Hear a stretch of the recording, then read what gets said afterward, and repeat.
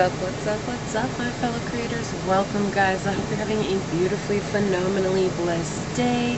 Thank you for joining me for a moment, Becky's House of Cards. Today we are going down the rabbit hole with the Narcissist series on the liar. I believe I've had a couple of videos in regards to this, but there's a lot that can be covered, and so I'm going to keep going over that stuff. Again, it's just a process, guys, so if you're not getting it the first time around, don't beat yourselves up. Just allow yourself some more time to heal and to see things from a different perspective, right? So before we get into it, guys, thank you for joining me. I want to send a shout out to my OGs, my new Gs, and anybody that allows me your most precious asset, your time.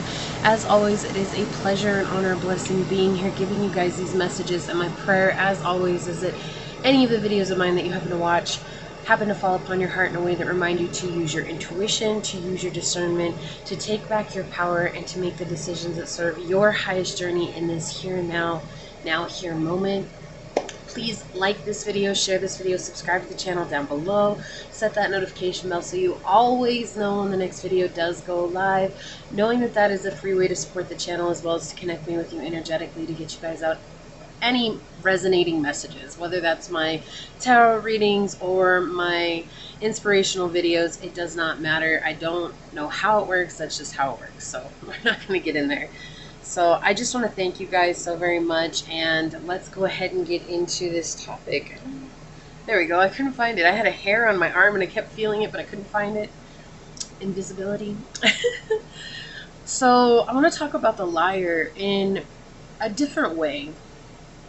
You know, if you guys are dealing with a narcissist, you know that their MO is to lie.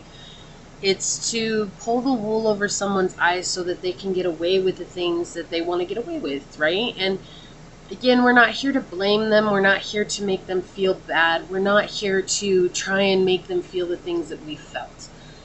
It's about us opening ourselves up to understanding things from a much bigger aspect. And so what I say here today is this, are you actually paying attention to the lies, or are you letting what's happening around you impact the way that you guys show up? When we get very emotional about the things that are going on around us, we have a tendency to forget to show up level-headed, and we fly off the rocker, and we let that emotion drive us to acting or being a certain way, right? It's interesting. I remember, like, this is so crazy, but it's true. I remember being with my ex and how he would lie. I mean, he would lie about where he had been. He would lie about what he was doing. He would lie about work. And it was always to get a rise from me. And I remember how so much of the time he would come back, and it was like as soon as he would lie and I would blow up at him, then I could always tell when he was going to come back and apologize, right? I just knew. Like, I remember sitting in bed after we had some explosive fights, and he would come back in and say, I'm sorry, and I love you. You know, I'm never going to find anybody like you. My whole family says that I changed because of you, and yeah, of course you changed because of me, because I was the only one that was willing to put up with you, right? And we forget that. We forget what's going on. And I remember being able to pinpoint when things were going to happen, and then they would happen exactly like as I imagined them in my head. Not manifestation-wise. It was just kind of like basically I knew how he operated, and I knew how things were going to go down. And I still let myself be there.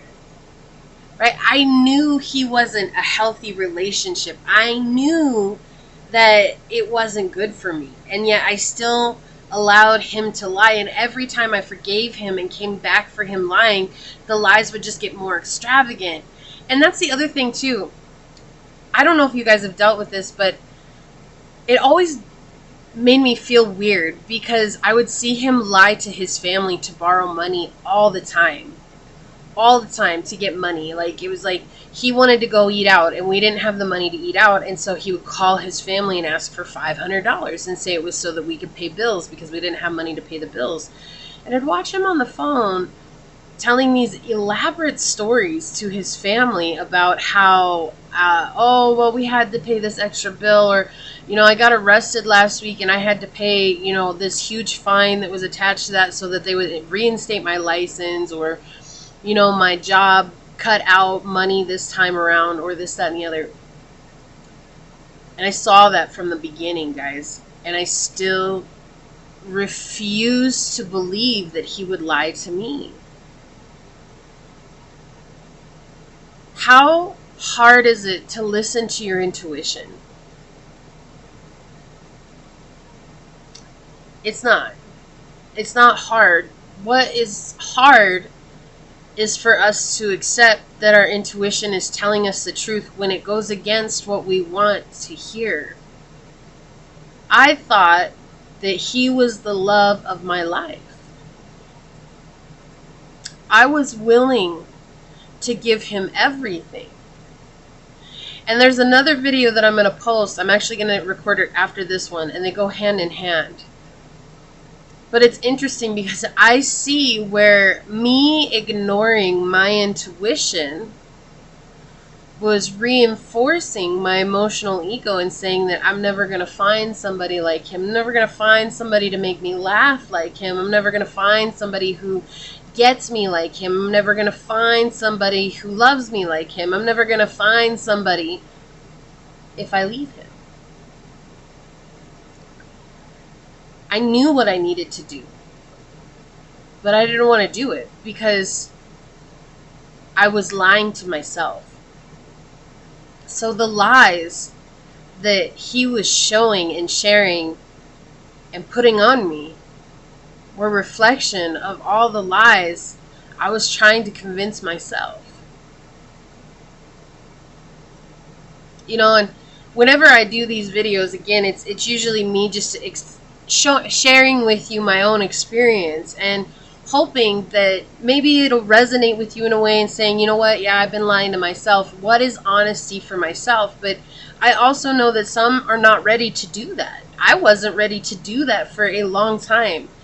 It wasn't until he told me that I could go and hang out with a friend, right? And they treat you like a parent, like you're a child, right? Like you're 5 or 6 years old and you don't even know the world. And here you are, a grown-ass individual, capable of taking care of yourself, but it's still reliant on their okay, on their approval, on their acceptance.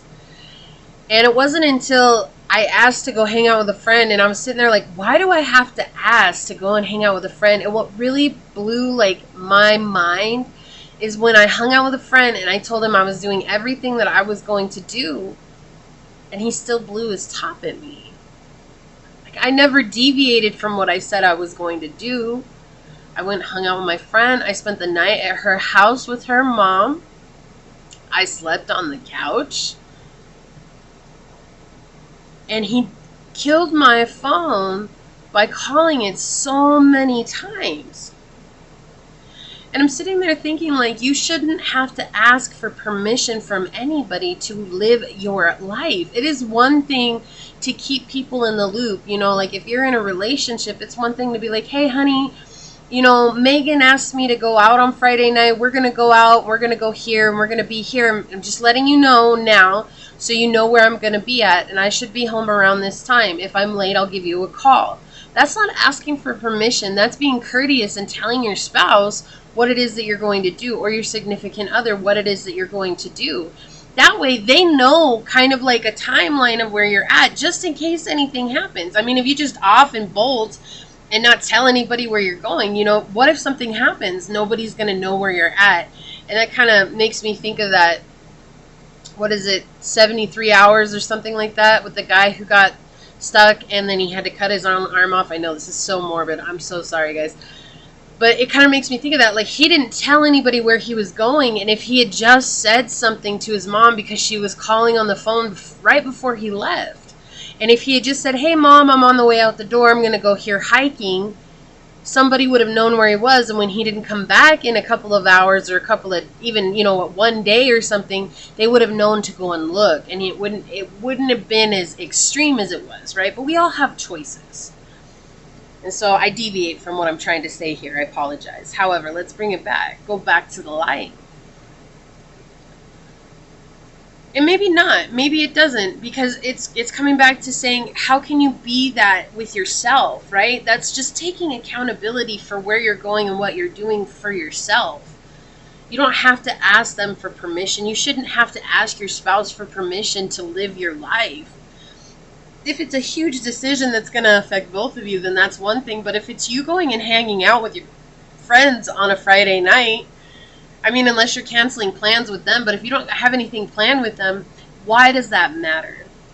So don't let them lying convince you that there's something wrong with you, because there's not. Because the more you let them lie and the more you accept them back into your life, the more you let your emotional ego run your life, the feeling, rather than being able to feel what it is that you're feeling and run your life based on logic and reasoning, right? The spiritual journey is all about allowing yourself to feel, but in turn being able to draw yourself away from feelings, knowing what is good for you, using your intuition to move forward, right? Which is partly based on your reasoning and logic. But a lot of times, if we're reinforcing our emotional ego says, I'm reacting based on reasoning and logic, blowing my top off at you. And that's not the case. Okay?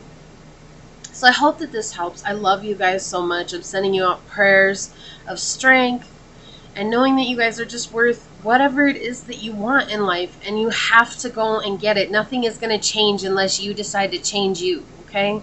So please like this video, share this video, subscribe to the channel down below, set that notification bell so you always know when the next video does go live. And until next time, go forth boldly, my fellow creators, and courageously find creative ways to rise above in life, laughter, and love. Until we meet each other again, mwah. Peace out. I love y'all. Bye.